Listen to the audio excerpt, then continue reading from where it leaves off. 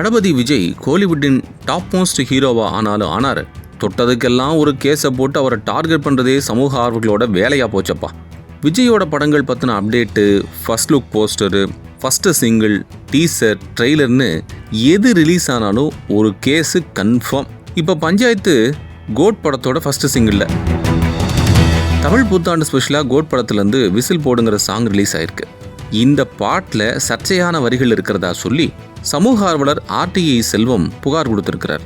அதாவது விஜய் பிரச்சனைகளை தூண்டுற மாதிரியும் போதைப் பொருட்கள் யூஸ் பண்ணி என்கரேஜ் பண்ணுற மாதிரியும் நடிச்சிட்டு வராரு. அதே போல் நாட்டில் கலவரத்தை தூண்டுறது, மது பழக்கத்துக்கு சப்போர்ட் பண்ணுற மாதிரியும் பாடியிருக்கிறாருன்னு அந்த புகாரில் சொல்லப்பட்டிருக்கு. ரொம்ப முக்கியமாக பார்ட்டி ஒன்று தொடங்கட்டுமான்னு லிரிக்ஸ் வர்ற இடத்துல விழிப்புணர்வு வாசகம் வைக்கலன்னு பஞ்சாயத்து கிளம்பியிருக்கு. அதிரடி கலக்கட்டுமா, சாம்பியனை தான் துறக்கட்டுமா போன்ற வரிகள் இளைஞர்கள் மத்தியில் போதைப் பொருட்களோட ரவுடிசத்துக்கு சப்போர்ட் பண்ணுறதா இருக்கு.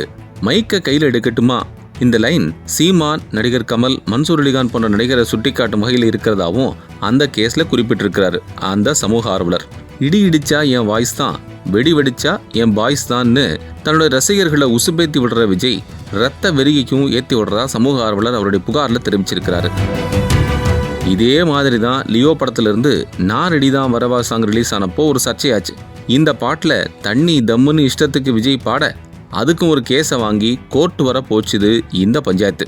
இப்போ கோட் ஃபர்ஸ்ட் சிங்கிளும் ஃபர்ஸ்ட் ரவுண்ட்லேயே சிக்கல்ல சிக்குனது விஜய் ரசிகர்கள் கிட்ட வைரல் ஆகிக்கிட்டு இருக்கு.